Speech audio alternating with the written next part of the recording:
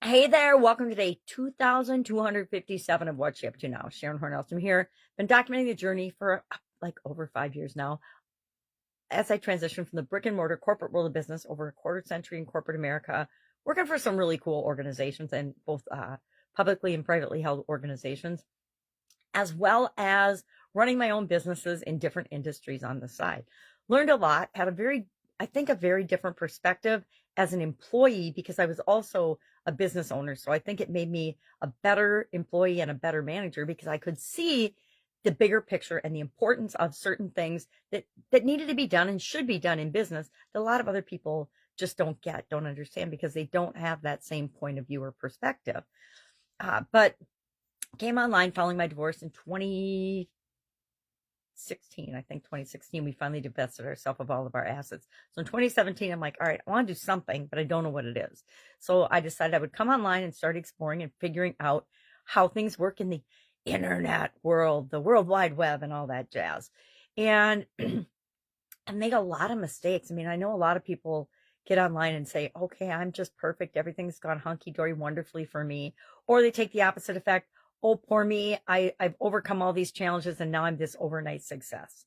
And there's lots of different stories in between. And some of them are the truth and some of them are absolute, complete, and utter nonsense, as well as BS and made up. And those are the ones that we have to use our intuition and our gut and our heart and say, is this true? Is this really what happened? Or is this just a little tip of the iceberg? It's like watching a sitcom on TV, right? They only show what's important to the story. The same is true online or in any media. They only show what's important to the story to get the effect and the emotional response out of you that they want. It's really manipulative. It's kind of frightening actually sometimes. So what am I creating for content today? Today I created a piece for our Let's Go Grow annual challenge. This year's challenge is all about doing one thing every day to grow. And this month we're focusing on our physical growth, our physical well-being, our physical health, how we want our physical beingness to be as we're here on the planet going forward and growing. I'm not talking about growing and getting bigger or chubbier. Definitely not the direction I want to go as I get older.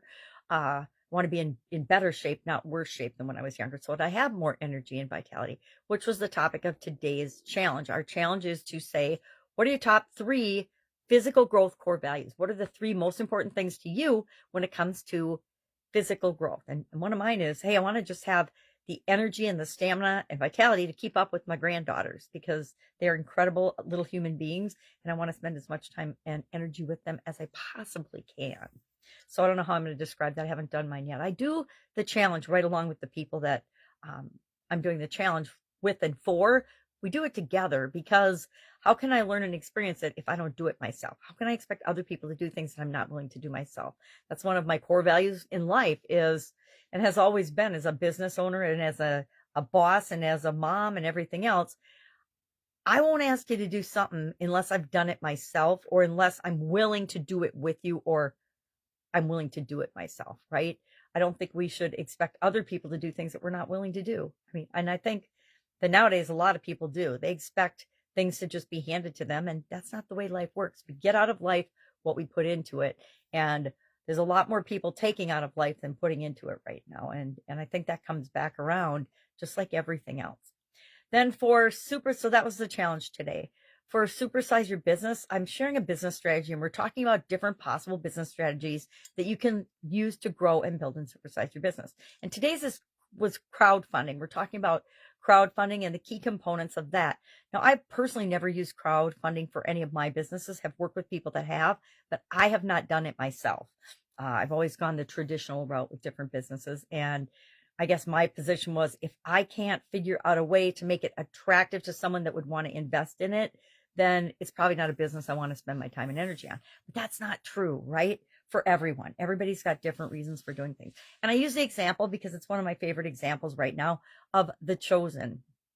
It's a series on different media outlets right now and in theaters. I think the 4th season might be done in theaters. They're trying to find a way to still release it. And they've, severed ties with they started out crowdfunding and then they went and joined forces with a couple of more traditional film organizations that I think have wanted more control of the project than the people that created the project wanted to give up. I don't know what the whole story is. We never do. But that has stalled the release of the last season, which frankly, I'm a little scared to watch anyway. Because it's the sad part of the story, right? We all know the stories. Like my sister tells me, she's like, well, we all know the stories. We all know how it ends. I'm like, yeah, but that doesn't mean I want to see a visual representation and a replay of it. It kind of breaks my heart every time. So we talked about crowdfunding and the different things that are really important if you want to use that strategy. It's just like any other strategy we want to use, right? I'm finding as I do more and more strategies and share more and more strategies and examples, you start to see the common threads. Do your homework. Know what's in alignment with the customers and the people that you're here to serve. Do your research. Test and ask and understand. Have clear objectives and reasons for doing something. Know what's in it for the people. Have a compelling story. Have a strong online presence. Be authentic and open and truthful in your dealings with others. And that's what you'll get in return. Not always, right? There's no guarantee. But for the most part, you get what you put out into the world. So make sure what you're putting out is something that you want to get back. And usually back tenfold, right? I think that's a biblical reference. So lots going on. There's always a lot going on in my life. I don't know how or why that is, but probably because I like it that way. If I can help you in any way, hit me up and ask. Otherwise, have a fantastic day. And I will, of course, be with you tomorrow. I've got a 3-day intensive that I'm a part of this week. So that is keeping me a little busy. All right. Have an awesome day. And I'll, of course, be with you tomorrow.